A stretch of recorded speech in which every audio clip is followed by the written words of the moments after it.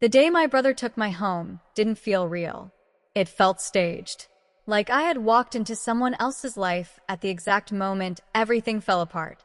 The movers arrived at 9:12 a.m. 2 trucks.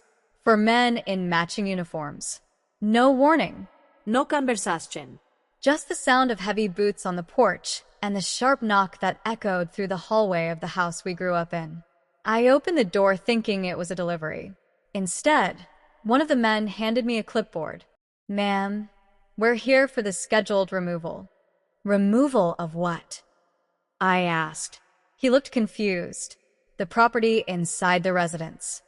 I stared at him. "What are you talking about?" Before he could answer, I heard a familiar voice behind him. "It's fine. She knows." I looked past the movers. My brother stood at the edge of the driveway, sunglasses on, hands in his pockets like he was watching a routine transaction. Not like he was about to erase my life. "What is this?" I asked, stepping outside. He walked toward me slowly. Calm. Too calm. "It's just business." For words. Simple. Cold. Final. The same house where we had spent 20 years of our lives, birthday parties, late-night talks, arguments, laughter, was now just a business transaction. "You can't be serious," I said. "I already signed everything," he replied. "The house is sold." "Sold." My voice cracked. "You don't get to sell this house. It's ours." "It was," he corrected. "Now it's mine. And now it's theirs." He gestured toward the street. A black SUV was parked nearby. Inside, a man in a suit sat talking on the phone, barely glancing at us. A developer. I felt the ground shift under my feet. "How did you even do this?" I asked. "A loophole," he said casually. "You signed the refinancing papers last month, remember?" My stomach dropped. The papers. He had told me it was just a formality. Something about lowering interest rates. Something about protecting the property. I hadn't read them carefully, because I trusted him. "You tricked me." "I simplified things," he replied. "That document transferred your share to me." The words hit harder than anything else. "You stole it." He smiled slightly. No. "You signed it." Behind us, the movers had already started carrying boxes out of the house. My boxes. My furniture. My life. "Stop them," I said. "I can't. Stop them. They're working for the new owner now." The finality in his voice made something inside me go quiet. Not broken. Not shattered. Just still. "How much?" I asked. "What? How much did you sell it for?" 1.2 million.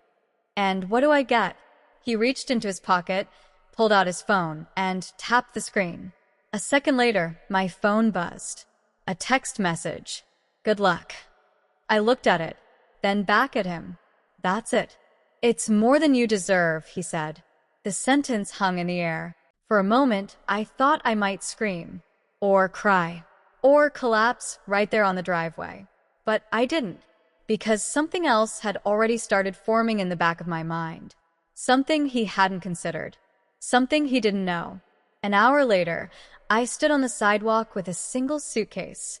The house was almost empty now. The movers had done their job efficiently. The developer's car was gone. And my brother had already left. Just like that. No apology. No hesitation. No second thought.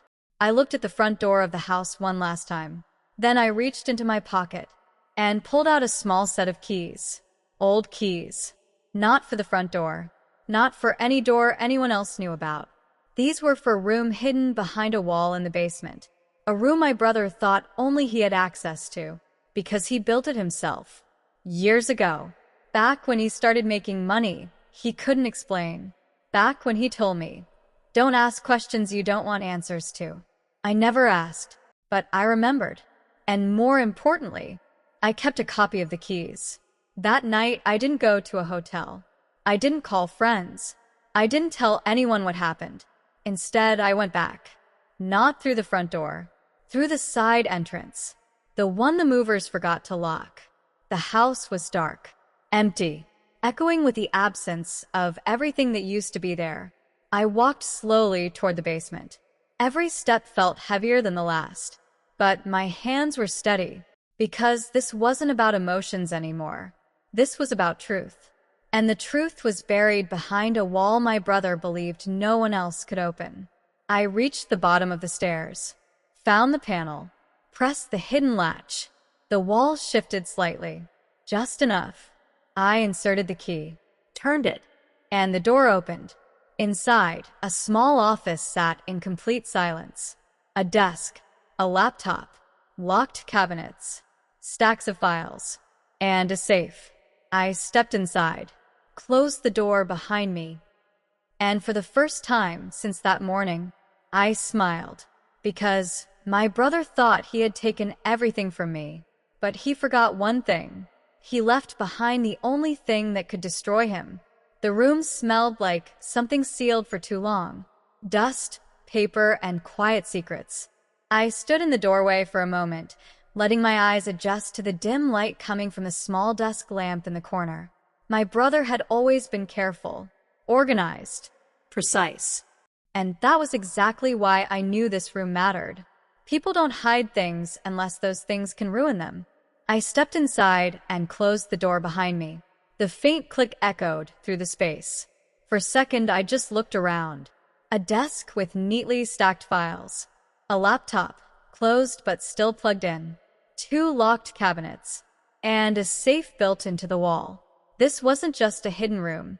This was where he kept the parts of his life he didn't want anyone else to see. I started with the laptop. The password screen lit up as soon as I opened it. For a moment, I hesitated. Then I typed the one thing I knew he would never change. His own name. Access granted. I almost laughed. For someone who thought he was the smartest person in every room, he had always been predictable. The desktop loaded. Folders everywhere. Most of them labeled in ways that looked ordinary. Taxes. Contracts. Reports. But one folder stood out. It wasn't labeled at all. Just a single, hidden in plain sight. I opened it. Inside were dozens of documents, bank statements, Wire transfers. account numbers from countries I recognized only from headlines.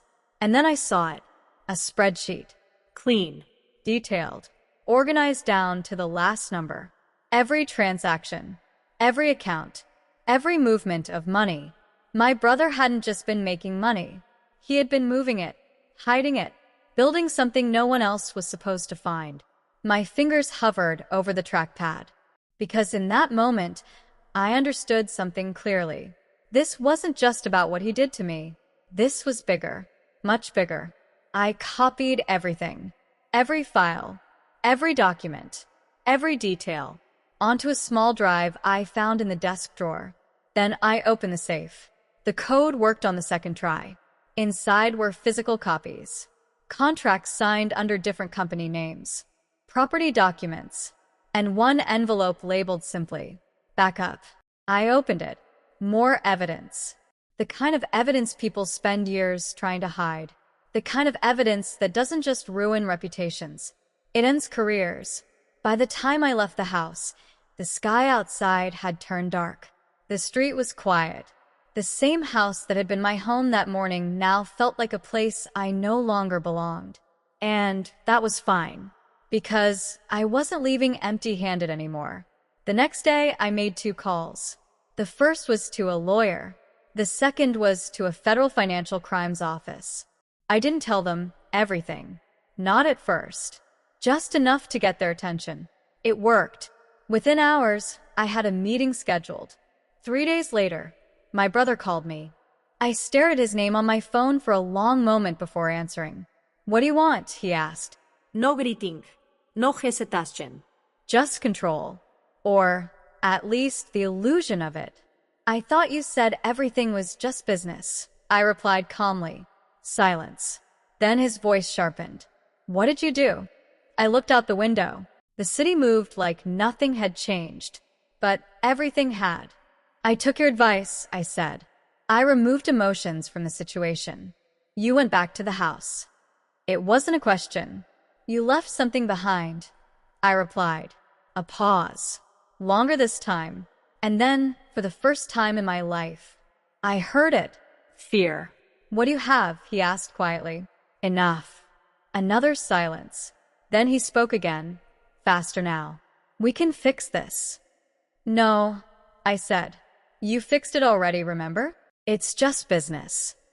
The words landed exactly the way his had the day before. Sharp. Final. You don't understand what you're doing, he said.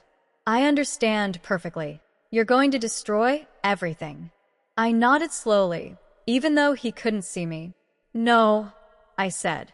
You already did that. The investigation moved quickly. Faster than I expected. Because once people in authority saw the evidence, they didn't need convincing. They just needed time. Accounts were flagged. Transactions were traced. Questions were asked. And my brother stopped answering his phone. 2 weeks later, I stood across the street from what used to be our house. The for sale sign was gone. So was the developer's banner. Instead, there was something else. A notice posted on the front gate. Legal. Official. Final. The property had been frozen as part of an ongoing financial investigation. No sale. No transfer. No profit. The deal my brother thought he had secured. Gone. Just like that. I didn't see him again after that. But I didn't need to. Because some endings don't require confrontation. Some endings speak for themselves. That night, I sat in a small apartment across the city. Not the house I grew up in. Not the life I had before. But something else. Something new. Something mine. My phone buzzed once. A message from an unknown number. I opened it. Just one sentence. You didn't have to do this. I looked at it for a long moment. Then I typed my reply. You're right. I paused. Then added one more line. But you shouldn't have either. I set the phone down. And for the first time since that morning on the driveway, I felt something steady. Not anger. Not revenge. Just balance. Because in the end, he didn't lose everything because of me. He lost everything because he believed he could take everything and leave nothing behind.